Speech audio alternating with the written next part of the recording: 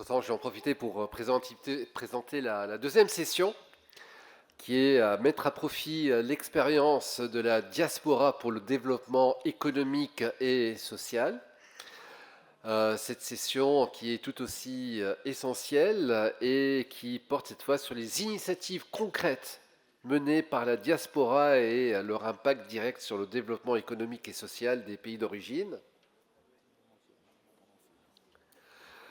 À travers des témoignages venus de Tunisie, d'Europe et d'ailleurs, cette session mettra en lumière des modèles inspirants de contribution, qu'il s'agisse d'entrepreneuriat, de transfert de compétences, d'appui institutionnel ou d'innovation sociale.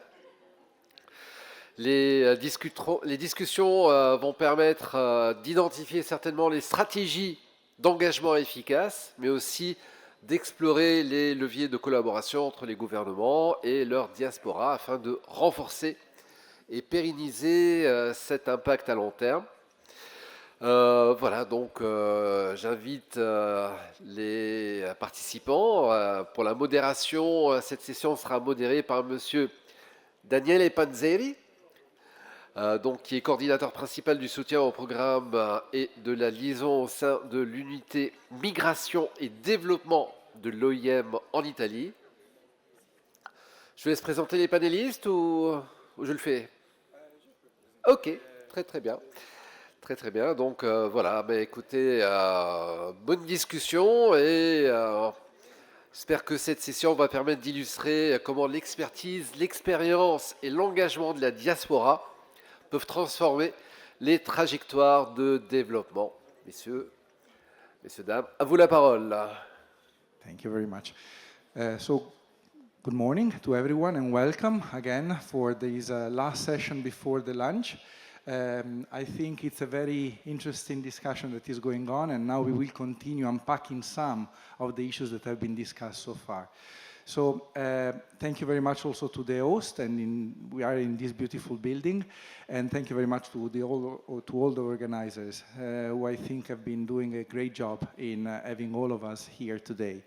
So I'm Daniele Panzeri. I'm working as a coordinator to the Migration and Development Unit in IOM Rome, and together with me today we actually have quite a number of important speakers that would help us in understanding more some of the issues that have been discussed so far and will continue being discussed later on. Actually, in the first session, we have been looking more into the role of diaspora for second, third, and new generations. Now we would focus more on diaspora that have a stronger linkage with the countries of origin, because are usually considered the diaspora that moved first to the countries of destination. And to discuss about those issues, though many of the things have been already coming up in the previous session, that would be together with me Ujdan Maishri, who is the director of the Migration and Development Unit at Pontes, a Tunisian-Italian association which is based in Italy, and also Ms. Frida Ntarangui, who is the managing director of ZD Circle in the Netherlands, leading diaspora investment initiatives and diaspora small medium enterprises matchmaking across Europe and Africa, and also Mr. Loxan Harley, who is the executive director of Homelands Advisory in UK, advising governments on diaspora policy, return and skills, and sustainable engagement strategies. As you see, we have a very broad group of people that would look at those aspects from all different perspectives. I will start from Ujdan then, and I would ask her to, I think it would be important really to try to see how practical examples can translate into action what we've been discussing so far, but also what can be done in the future. And especially because of your experience, I think you have a lot to share with all of us. So can you share some of the concrete examples that you have been working on in terms of diaspora-led initiatives that have successfully bridged local needs and diaspora expertise, particularly those ones that have had inclusive and scalable long-term impact. Again, the word impact came up in the morning and also in the introductory remarks, and I think it is important to focus on that to make sure that what we are doing has a meaning. Please. Thank you, Daniele. Thank you for inviting me. I will switch to French because it's an occasion for me as a Tunisian to speak French in my homeland. Donc je remercie pour cette invitation et je suis honorée de pouvoir partager mon expérience. Alors, je suis membre de la diaspora tunisienne, je suis partie en Italie, je vous partage un petit peu mon expérience personnelle et comment je suis finie à avoir une expérience dans la diaspora pour le développement. Je suis partie en Italie il y a plus de 25 ans pour étudier et j'ai fait une carrière académique à l'université en informatique, tout autre chose que ce dont je vais vous parler aujourd'hui. Sauf que l'occasion s'est présentée et j'étais tout à l'heure en train de penser quand est-ce que j'ai entendu pour la première fois le mot co-développement, qui en Italie signifie, au fait, signifiait du moins en termes institutionnels, le rôle de la diaspora pour développer le pays d'origine. Donc c'est ce dont nous parlons aujourd'hui. Et j'ai découvert ce terme dans une conférence à Milan, et j'étais invitée à participer et à observer ce dont on racontait, parce que je faisais partie d'une association d'étudiants et de chercheurs tunisiens en Italie. Et là, j'ai découvert qu'il s'agissait d'une profession, d'une réalité que je ne connaissais pas du tout.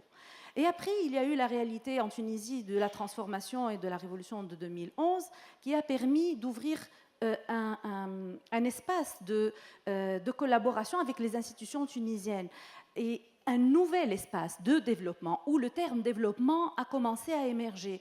Sauf que j'ai découvert au fait que, comme disait tout à l'heure Martine, je ne sais pas s'il est encore là, oui, Martine Russell, il faut étudier pour faire ce travail. Il ne s'agit pas de s'improviser un acteur et un agent du développement. Donc, avec le groupe de notre association, on était des chercheurs, au fait, on était des étudiants. Nous avons commencé à étudier ce que c'était la coopération internationale et étudier réellement. Nous avons fait des masters, de nouveaux doctorats.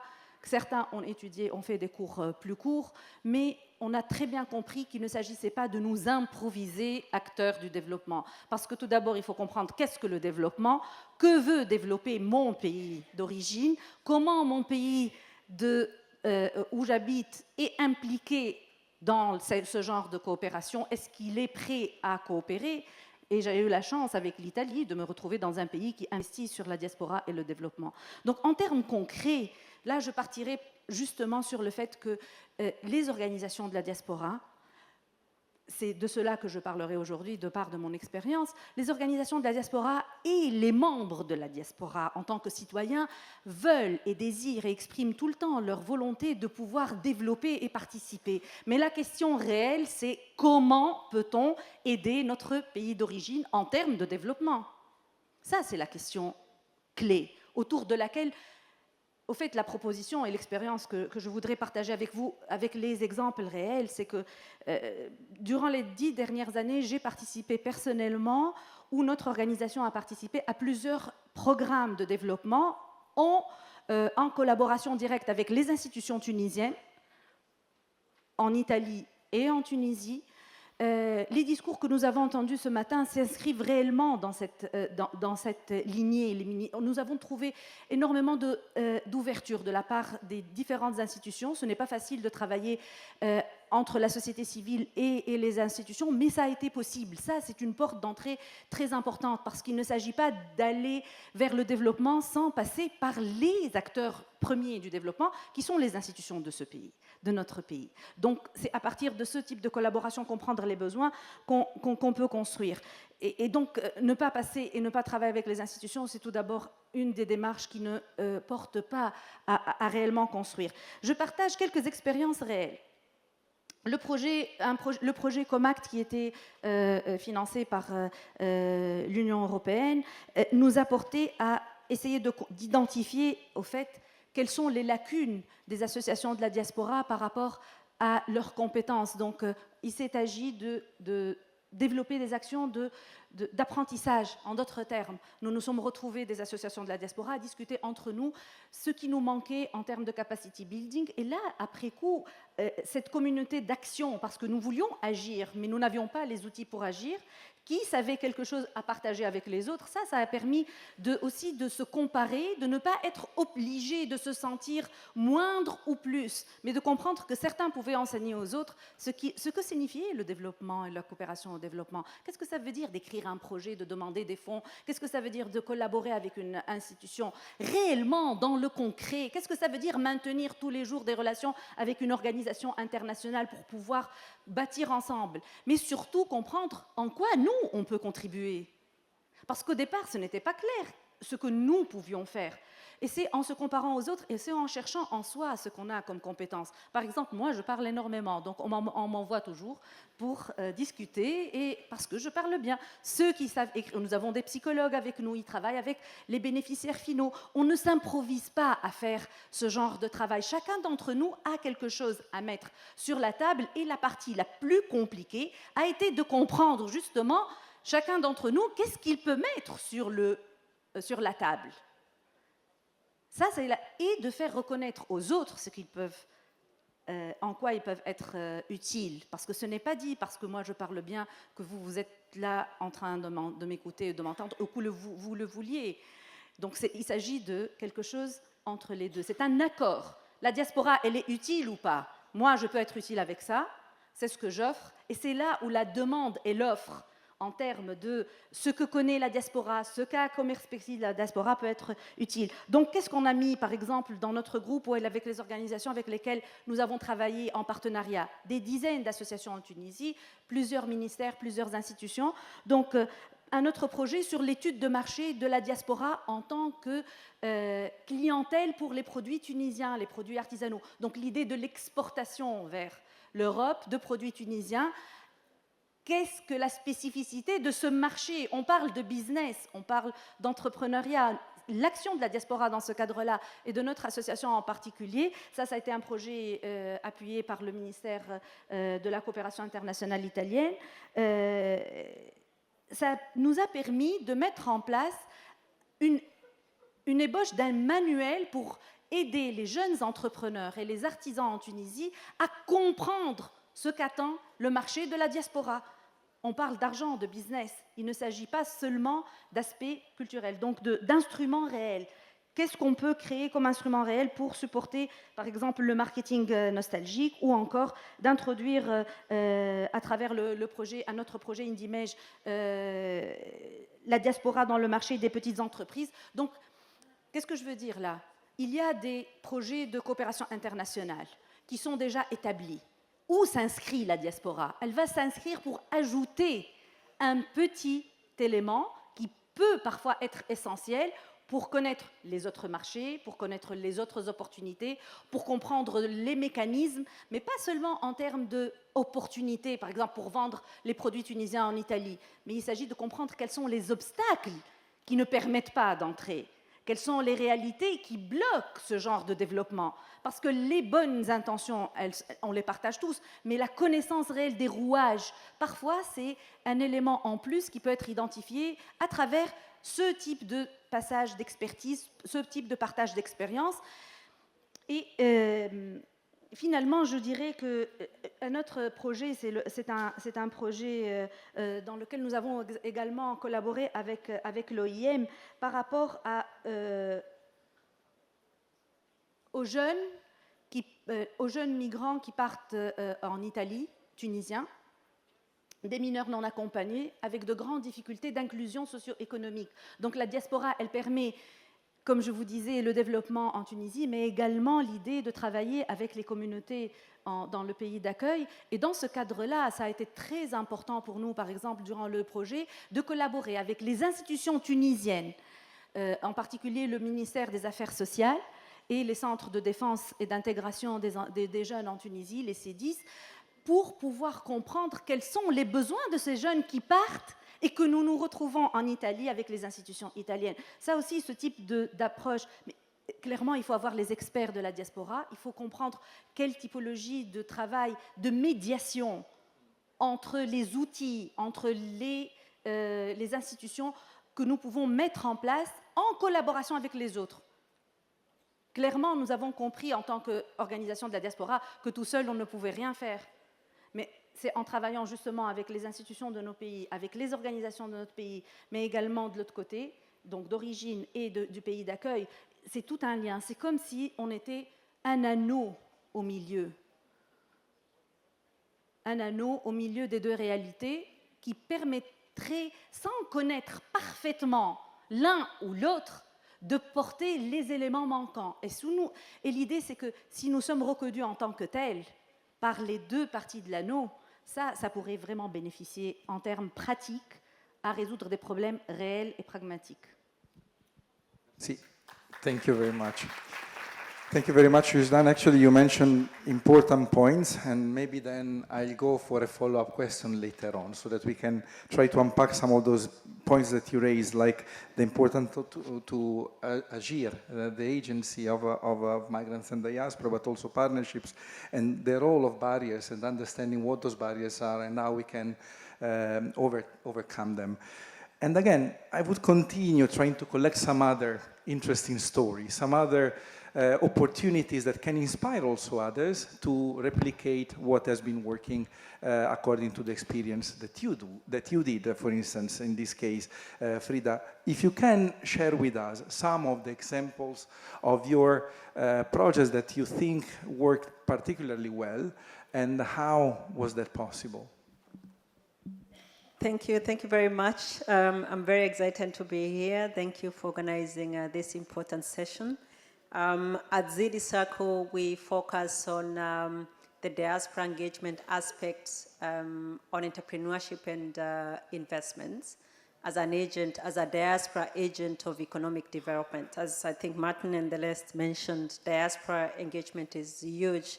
And I think also it helps in focusing and segmenting it in different aspects, because I was just seated with somebody who is focusing on digitalization, somebody else is focusing on education. So because of my own conviction as a diaspora, Kenyan diaspora living in the Netherlands and wanting to invest not just in Kenya, but also helping Africa to move to the next step in terms of these investments, I encountered my own challenges, but without going really into details, I realized as a diaspora, if I'm talking about investing, I need to understand what it is. I am lucky, I'm an investment professional, but a lot of diaspora, when you tell them investing, it's not obvious, you know? So we segmented, again, within ZD Circle, our work into 3 different pillars. One is ZD Learn,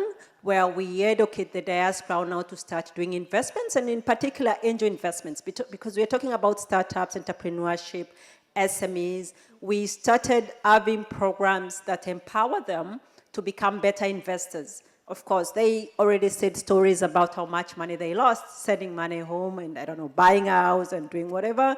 So it's very important as a strategy even for governments to focus on educating and providing the knowledge, not just on opportunities, because I think we tend to give just information about opportunities and forget about how to do it. And then we realized also the other challenge that was there was the infrastructure. How do I do the investment? And a lot of time, obviously the government, your business is not to do investments. It's not to create investment vehicles. That's the work of the private sector. So working with private sector really helps in a way that creates the infrastructure or the pathways, the channels through which diaspora can make these investments. And that's how we created the ZD Circle Co-op, which is a collective of diaspora investors coming together, collecting their money and savings together and investing. And then, of course, the connect, because you have to make linkages. And I think this is where the whole ecosystem approach comes in. How do you create linkages that make the diaspora from your countries, but also from diaspora from other regions, also to know what opportunities are there, and that's the connect that we use. So I'm going to cite an example for that we did in Ghana. We worked with the Dutch Development Organization, and they were trying to create more jobs opportunities in Ghana through entrepreneurship. So they engage a lot of local incubators, local ecosystem players, governments, to just make it an holistic approach, in terms of if you want to advance entrepreneurship, these entrepreneurs need a lot of incubation, they need a bit of guidance, but above all, they also need to know the opportunities within their countries, who can they link with, but also they need investors. So ZD Circle came in as an investor, and I think this plays as a good example, in terms of working with local government, because we had other ecosystem players. For example, we had the Ghanaian Investment Promotion Center, making sure that as Diaspora, we are able to make those investments within Ghana. We work with local municipalities at the macro level, so at the different regions of Ghana, like Kumasi, Takoradi, not in the capital, but then you have to also connect with these government actors, because you need to mobilize resources. And then, of course, we work with registrar of companies, making sure that as Diaspora, if we invest with our investment channel, how are we going to get shares in these companies? How are we going to repatriate funds back, for the Diaspora, those that do not live in the country? So I would like to mention some of the key factors that we think makes the whole process successful. And this we've exchanged with a lot of other players. We are not the only ones doing investments. We have other initiatives, of course, by eFund, that they did this project in France and invested in Mali. And we had a webinar of exchange with all these investors. And actually, I was surprised because our approach, our conclusions also played really well with also the other peers who are doing the same thing. One of them is mobilization as a partnership, strategy, because you're mobilizing both ends. Remember, you're mobilizing the diaspora, you're organizing them, but then also at the local level, you are organizing and mobilizing the recipients. So mobilization is a very key factor that should be considered in developing this strategy. Technical assistance, because you imagine, funds are needed to do this work. Some of the people think diaspora engagement, and I think this is another aspect that was emphasized in the previous panel, that, we are all doing voluntary work in diaspora engagement. The models of funding are not sustainable. We are sometimes also relying on development aid, which I think, in my opinion, has to change really going forward. So there are technical assistance money that is involved in mobilizing all these parties and facilitating people. If you're also doing capacity building, you obviously need some kind of technical assistance. Capacity building, again, I'm not going to repeat, because this is saying these are the opportunities that we have for investment. This is how we do it. People really need to understand, how do I make it less risky? Am I going to lose my money? These are the questions of the diaspora. And what are the mechanisms? I always tell them everybody is taking a risk. Even coming to Tunis, being here, all of us are taking a risk. Imagine if it rains and we can't go home. Sorry, I'm not a bad omen. But I'm saying it's also good for them to understand that these are risks. We are taking risks. And if I understand my risk of coming to invest in Tunisia, then I'm going to do it without fear. And of course, savings models, developing diaspora savings models. And I have to repeat again, government is not in the business of developing savings model, but enabling the ecosystem and those who are doing it well to do it better by the tax regimes, by the regulation, by different components. So the work of the government, of course, is to create that enabling environment. And of course, I see a lot of diaspora feel that I'm going to take a risk. My country expects me to give back to do something. What is my country doing for me? And I think the risk that our countries can do for us, even I am speaking from a diaspora point of view, is like making sure that if I come to invest in Tunis, the government is making everything possible to make that process for me easier and kind of help me carry the burden. And the carrying of the burden now is coming here, where we are saying we are reducing the risk, we are minimizing the risk. There's enough incentives. I don't know, incentives in other words we are giving goodies that make it possible for me to feel attracted to invest in my country. So in terms of the lessons there, of course, it's mutual trust, building mutual trust within all the collaborators, having shared value, having shared impact goals is very important. And as a country, trying to align those goals with those of the diaspora, because the diaspora feel like they are being milked of the money. Another important aspect, and I think part of it was mentioned earlier, that we have to change the way we do diaspora engagement. I feel we have to devolve diaspora engagement. And by devolving, meaning we are not sitting at Foreign Affairs Ministry making policies for the diaspora. We are devolving every aspect. We are going to the Agriculture Ministry, we are going to Investment Promotion institutes, or I think in every country we have the Trade Ministry. It's the Education Ministry, and Martin mentioned this. It's devolving this and taking now these policies and pressuring the ministries to integrate this, into their engagement policy. And I think also the local governments. Now we're having a lot of regional governments within a government. And we did a survey, because our focus, and that's another project we did with IOM. I'm going to mention it in the next session if I have time, as I have to conclude now. We did a survey with the Moroccan investors, diaspora investors based in Belgium. And we asked them, you want, because of course we have to recruit them to go and invest back in Morocco. We asked them, what's it important for you? Are you where do you want to invest in Morocco?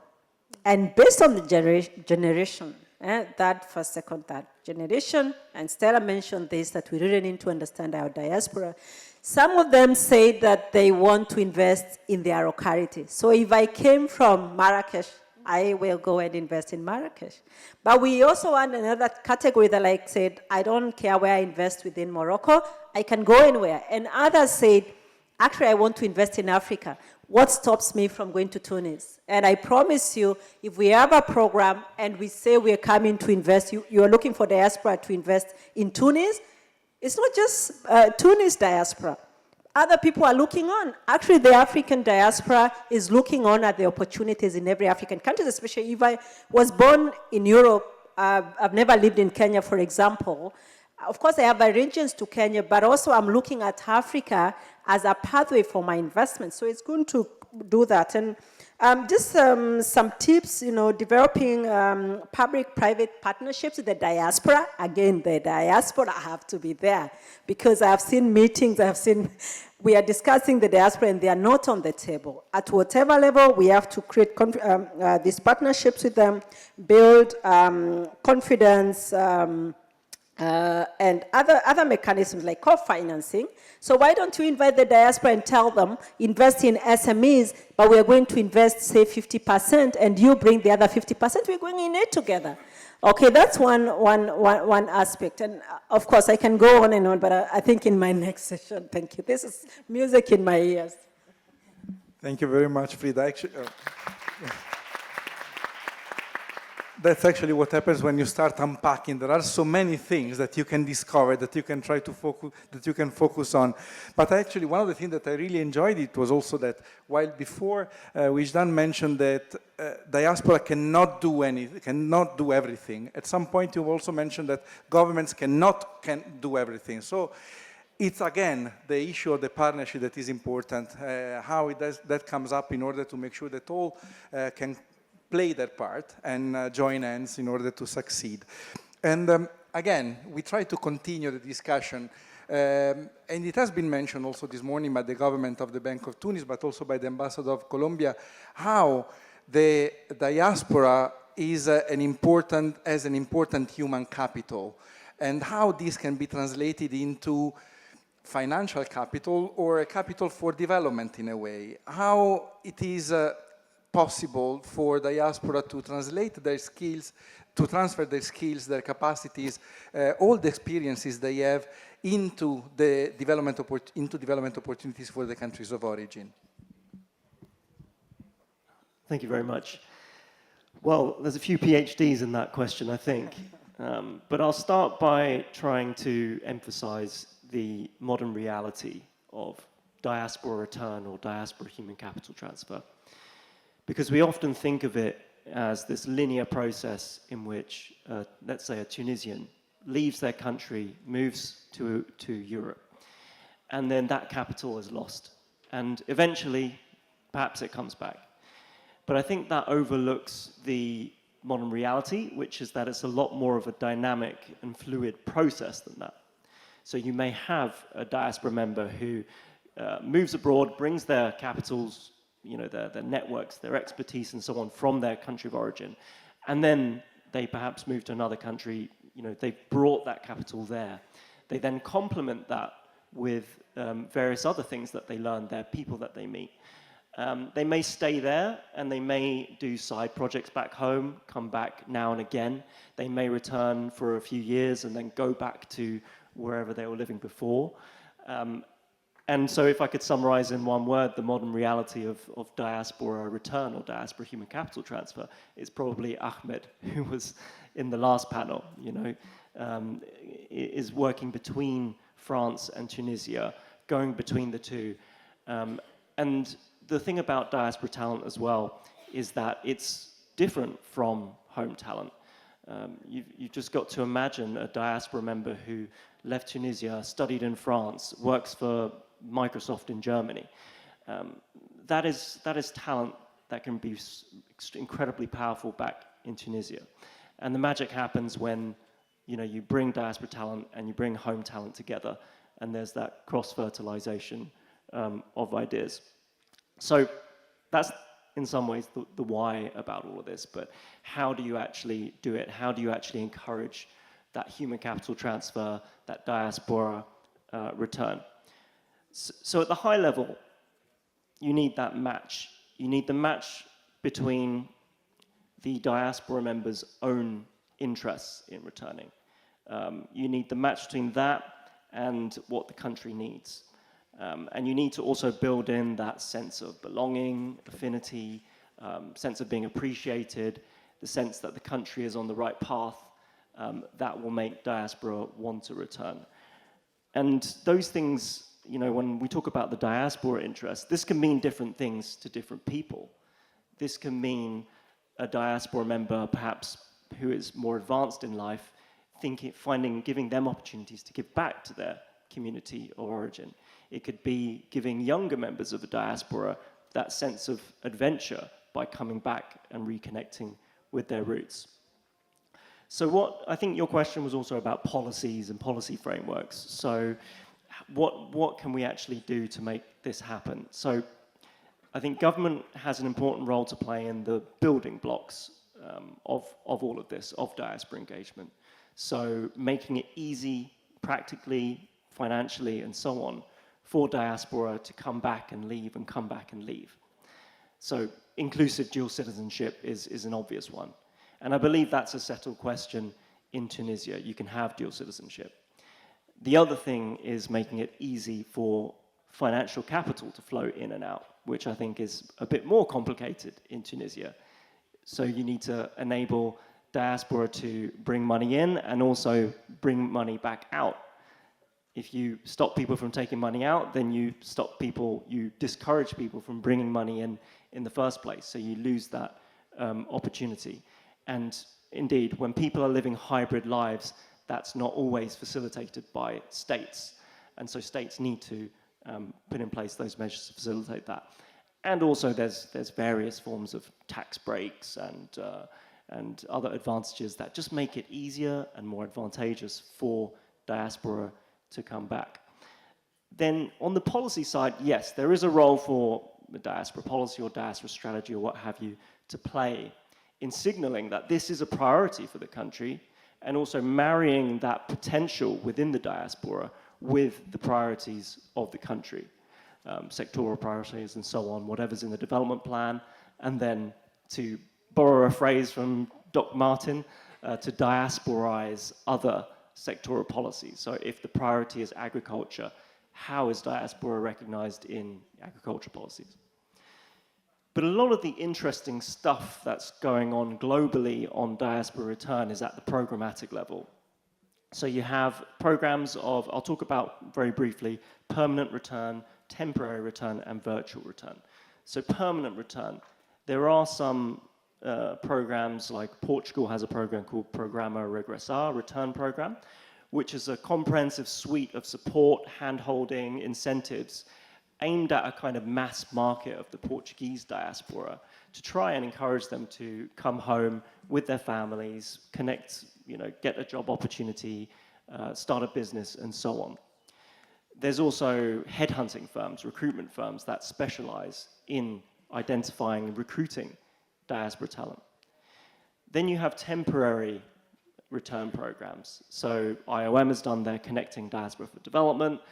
GIZ has done work that brings in diaspora talent for usually time-bound, a few months to a year projects where diaspora are often placed in a public institution, sometimes private sector as well. I think Albania has a program where they bring 100 members of the diaspora to work into public administration as well. And then you have virtual return, and these days temporary and virtual return is very much blended together. Virtual return is where you enable diaspora members to contribute from distance, wherever they may be. And mentorship, diaspora mentorship is huge here. You can have members of the diaspora, perhaps older members of the diaspora, engage in a kind of mentorship of, Tunisian startups, or there's a variety of applications to this. So those are the different programmatic options. And then the question as well is, what should government do? A lot of the things I just described, government shouldn't really do. Government can enable, government can elevate, government can amplify. But as I think has been well said by my other co-panelists, government should do this in partnership. Government should support, government should utilize the weight of the state, the network of diplomatic missions that are out there to interface and to enable all of this to happen. But often they should support what others are doing already, because others, diaspora organizations, private sector, universities, they're all much better placed in many cases to build those networks of competencies and to roll out these programs.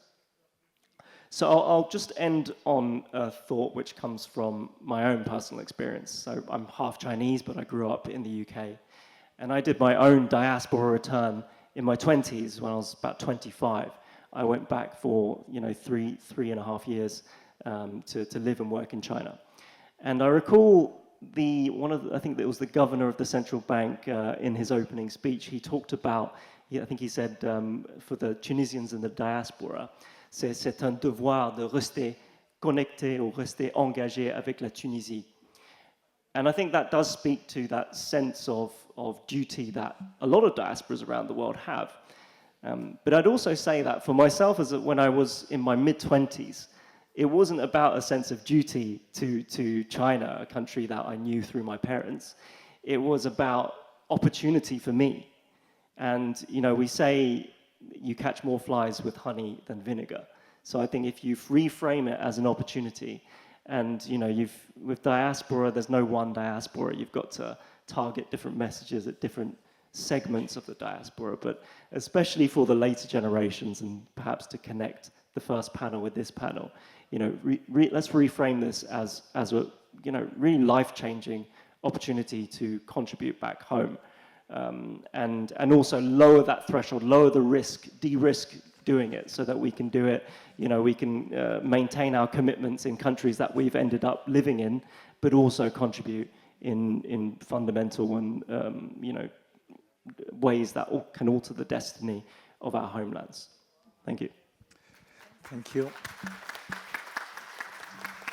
Thank you very much, Luxon. I think we learned that there are many forms of migration. I think this is actually coming up very clearly. It's not just one migration, the one we were kind of used to in the beginning of last century, as well as many different kind of diaspora. So it seems like all the actions, all the programs, all the projects, all the policies that we could apply should take into consideration this diversity, and therefore trying to be as diverse themselves as possible as well, because otherwise you would try to end up having a kind of single solution for very different target groups and very different phenomenon.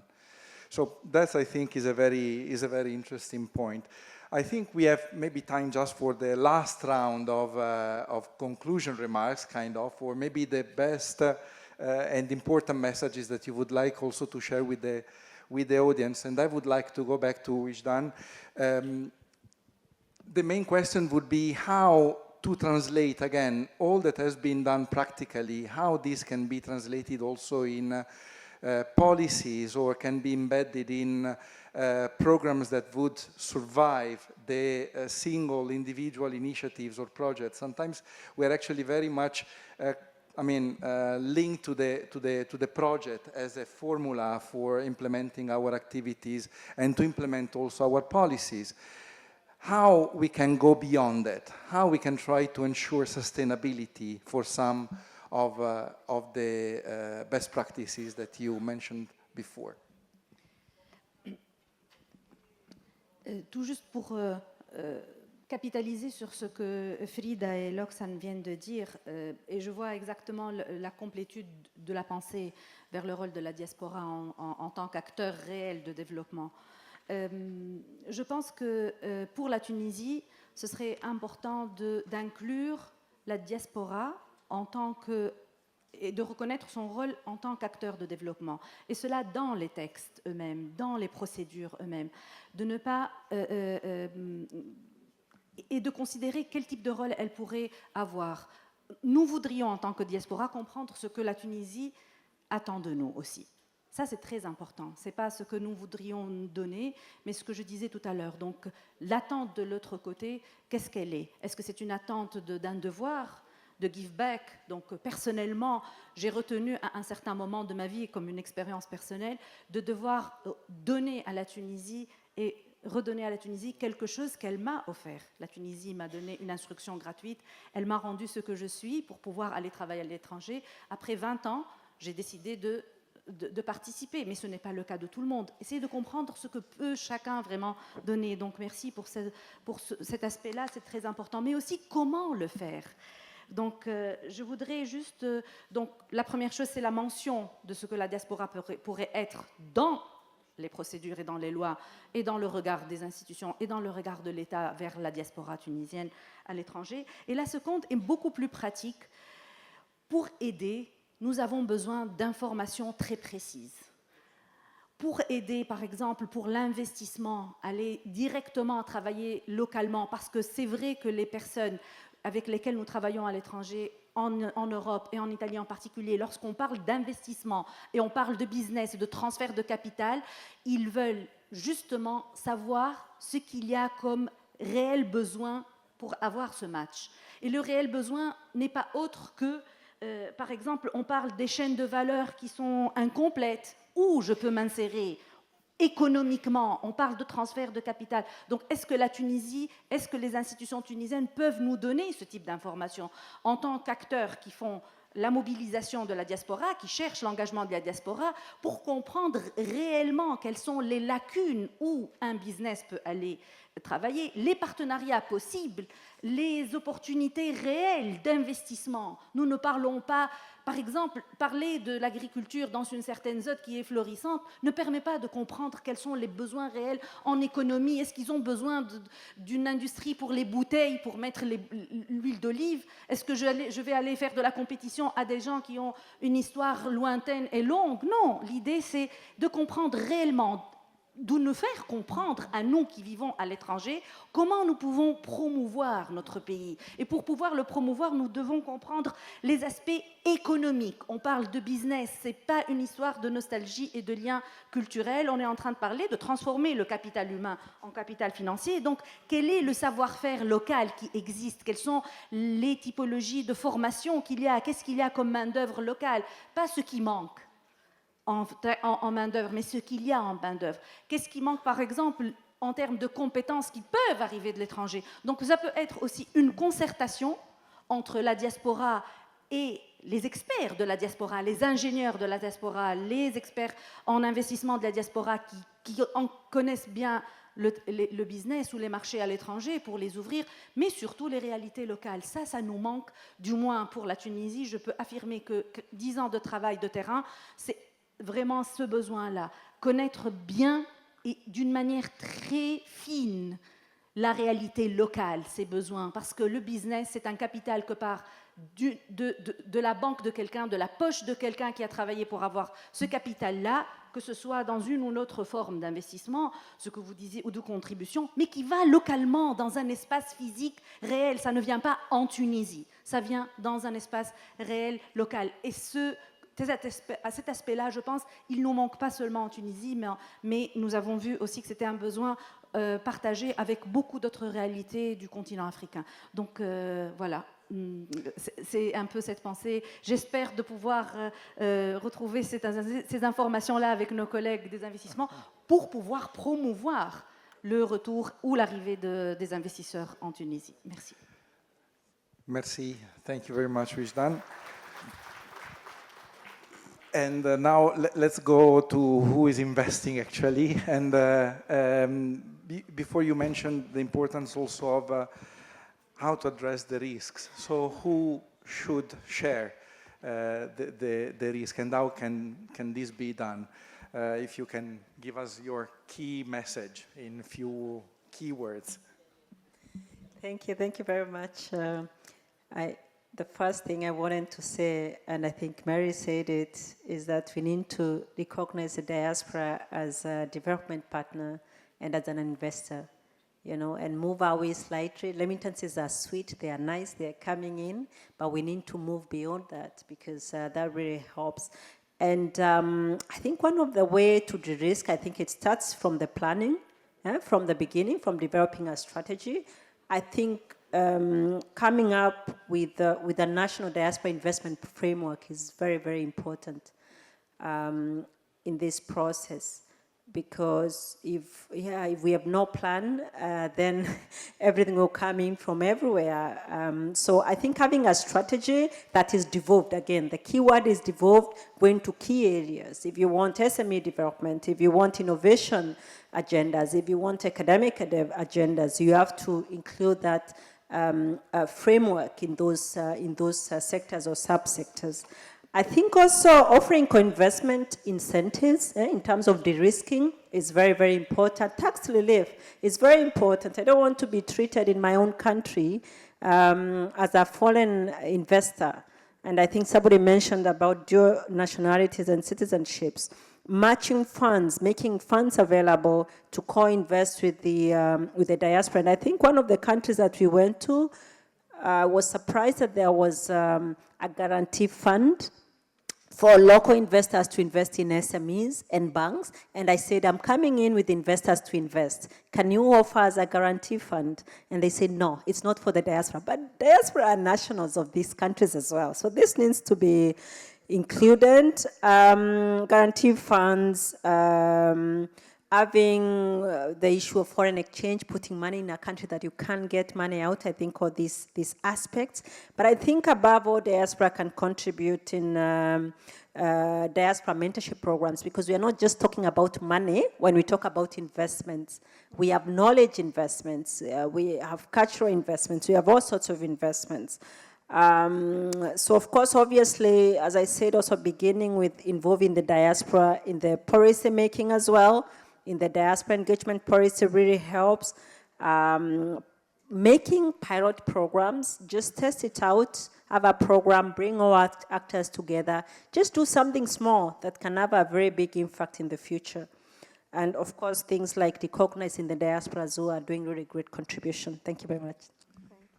Thank you, Frida, very good. Then, wrapping up, Loksan, the last question is actually to you. If you would have to give an advice to institutions, we saw what a diaspora can do. An advice, a suggestion, a key message to the institutions. Another big question with a lot of pressure.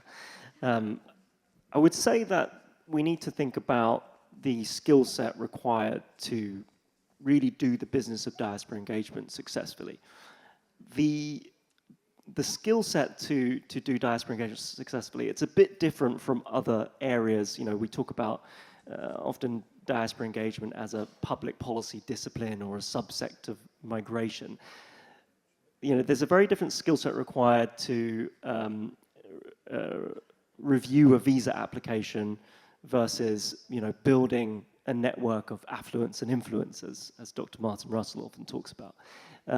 Going out there, trying to both identify who those really talented members of your diaspora are, the diaspora change makers, and then how you take them on a journey where they are cultivated into, getting that initial interest in their country of origin to actually engaging, whether that's, through investment or through coming back, starting a business or whatever. That's a very, very different skill set. So I think the suggestion would be we need to move beyond these kinds of, government-focused projects where we, do a time-bound project to really investing for the long run in a different type of capacity, a much more strategic capacity, that networking capacity. I think these are all things that are currently lacking, but are critical if we're actually going to make a success of this. Thank you very much. And I think on this one, we can actually close. I think it was a very interesting journey. Thank you very much.